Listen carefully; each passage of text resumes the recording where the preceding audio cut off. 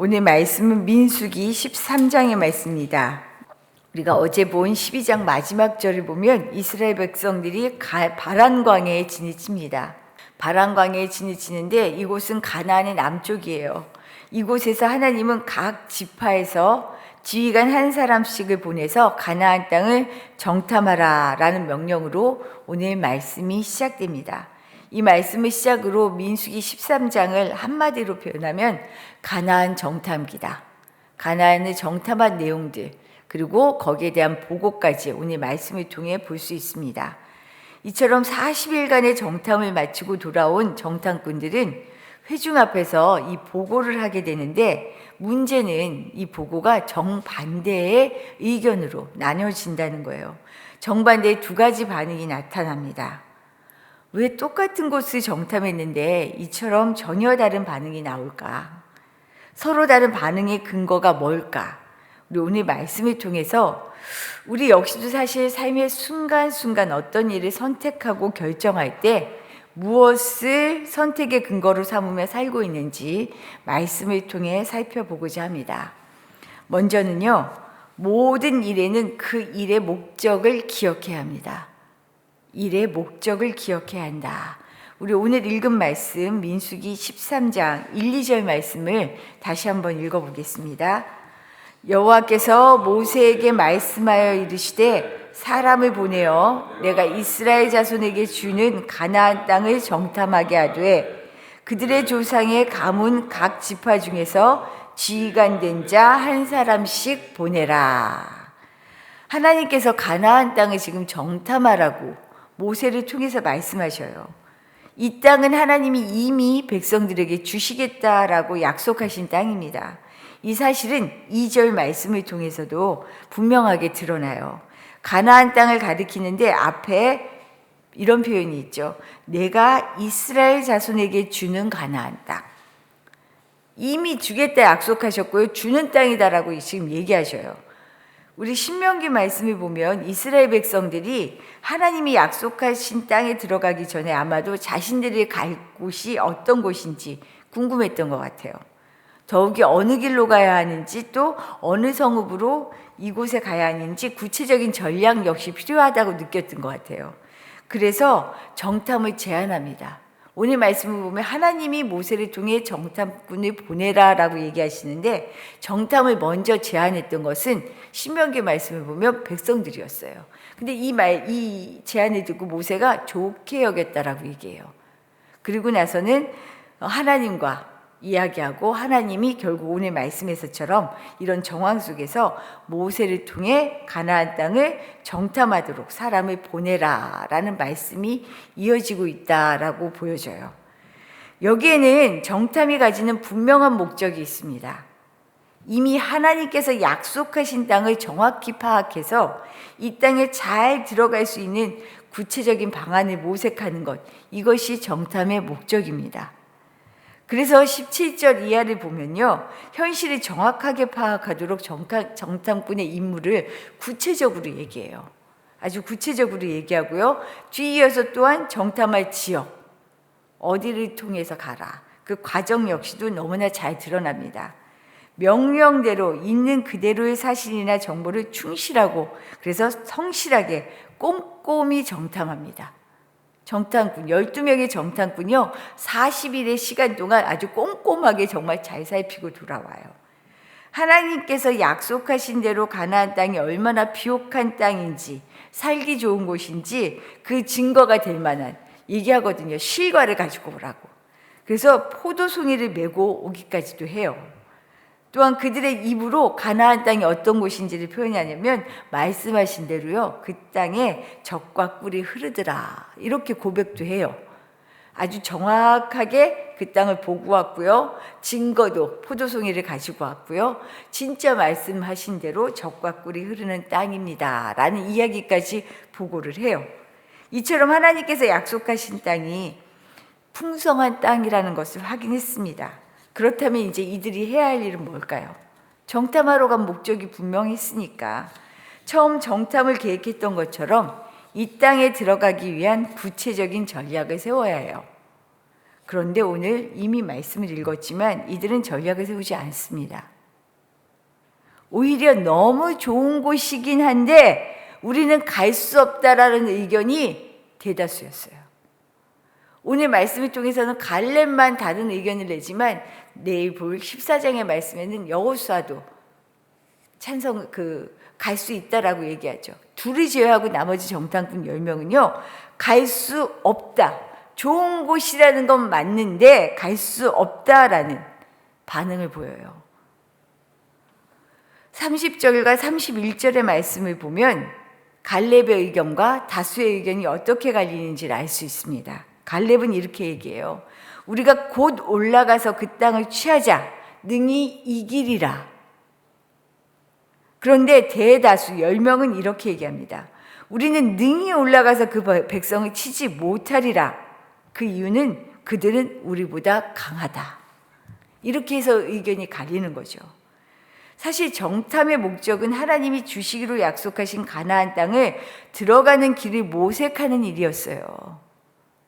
그런데 막상 정탐을 하면서 현실을 눈앞에 대한 이들은 그 목적을 잊어버렸어요. 하나님이 이미 내가 너에게 주는 땅이다 라고 얘기했음에도 불구하고 줄 것이다 라는 약속은 물론이고요. 주는 땅을 보고 와라 라고 얘기했는데 그 목적을 잊어버린 거죠. 현실 앞에서 들어갈 수 없는 이유가 보여진 거예요. 좋은 땅이긴 한데 탐나는 땅이긴 한데 탐낼 수 없을 만큼 그곳은 사람들이 너무 크고 강하다. 이게 지금 눈에 보이기 시작한 거죠. 이 말은 다른 말로 얘기하면 뭐냐면요. 하나님에 대한 신뢰가 없다는 거예요. 이들이 너무 강해서 하나님 우리가 어떻게 가요? 하나님이 내가 이 땅을 너네에게 줬어. 줄 거야 라고 했던 그 말씀은 싸그리 현실 앞에서 잊어버리는 거죠. 신뢰가 무너지는 거예요. 현실 앞에서. 바다를 가르고 애굽에서 인도하신 하나님, 수많은 기적을 통해서 먹이시고 목을 축여주셨던 하나님, 전혀 자기들의 삶과는 상관이 없는 분으로 하나님에 대한 신뢰가 없다는 거죠. 하나님은 현실만도 못한 약한 존재로 작아졌어요. 나도 모르는 사이에. 가나안 정탐의 목적은 사실은 하나님을 신뢰하는 것이었습니다. 내가 할 수 있어. 내 힘으로 돼. 라고 생각하면 이 세상을 어떻게 무슨 수로 살겠어요? 그렇게 얘기하지만 사실은 내 힘으로, 내가 가진 돈으로, 내가 배운 것으로, 내 능력으로 살아가고 있다는 것이 암암리에 우리 삶에 딱 박혀 있잖아요. 12명의 정탐꾼 가운데 10명이 정탐의 목적을 잊어버렸습니다. 현실에 눈이 멀어서. 우리는 삶의 목적을 잘 붙잡고 있는지 돌아볼 수 있길 바라요. 내가 무엇을 위해 살고 있는가? 내가 누구인가? 내게 주님은 어떤 분인가? 내 삶에 주님은 얼마만큼 진짜 실제 영향력을 미치고 있는가? 나는 진짜 주님을 신뢰하며 살아가고 있는가? 주님을 통해, 말씀을 통해 우리 존재를 돌아볼 수 있기를 바랍니다. 이 10명의 정탐꾼이 말씀을 읽을 때 너무 어리석어 보이잖아요. 근데 사실은 내 모습이라는 거예요. 이게 제일 무서운 일이죠. 나는 어떤 자세와 태도로 이 땅을 살아가고 있는지 돌아볼 수 있기를 바랍니다. 두 번째로요, 하나님의 약속이 현실이 되려면 우리의 믿음과 용기가 필요합니다. 하나님은 이미 가나안 땅을 약속하셨고 내가 주는 땅이라고까지 말씀하시며 정탐을 보냈지만요, 이 땅이 진짜 약속하신 대로 우리가 누려지기 위해서는 우리의 믿음과 용기가 필요하다는 것입니다.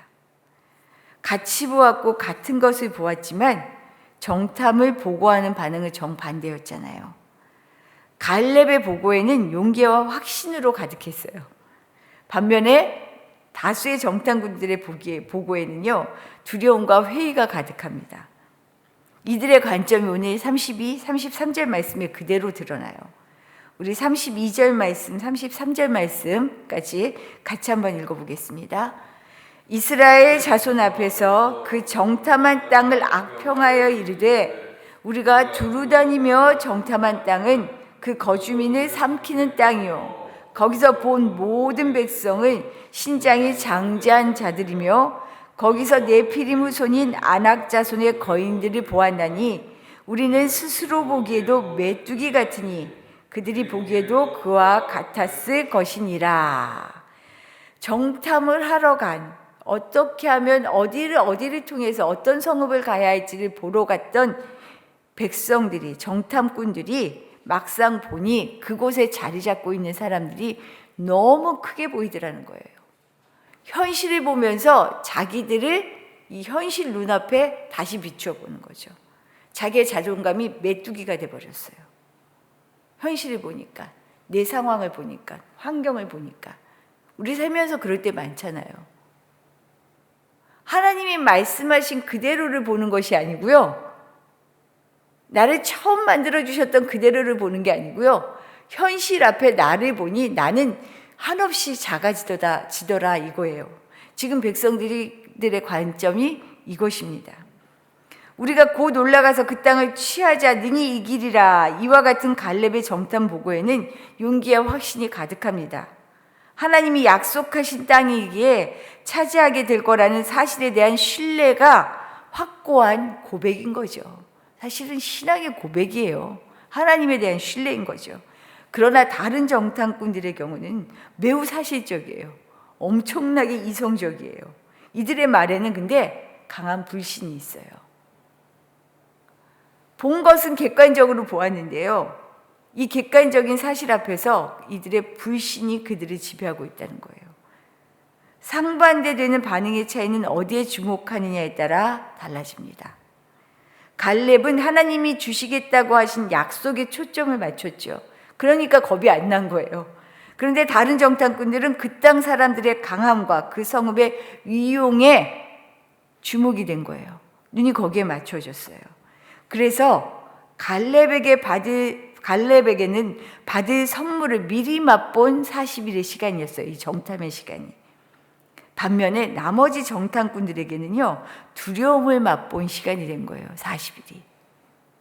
우리도 인생이 각자 조금 시간은 다르지만 똑같은 상황과 똑같은 환경과 이 땅이라고 하는 관점을 볼 때 주어지죠. 과연 어떤 관점을 가지고 이 땅을 살아가고 있는지, 무엇에 주목하며 살아가고 있는지, 여기에 따라서 내가 살아가는 인생을 다르게 맛볼 수 있다는 것이요. 똑같은 상황을 마주한다 해도 무엇에 주목하느냐에 따라 인생은 달라집니다. 하나님을 향한 신뢰는 우리의 용기와 만날 때에 폭발적인 힘을 발휘하게 되죠. 하나님이 당신의 일을 기적을 보일 때 아구까지 항아리에 물을 채워라. 아구까지 채우자 물이 포도주로 바뀌었어요. 하나님의 약속은 우리가 그를 신뢰하고 또 우리가 용기와 애쓴 충성을 통하여 이 힘이 나타난다는 거예요.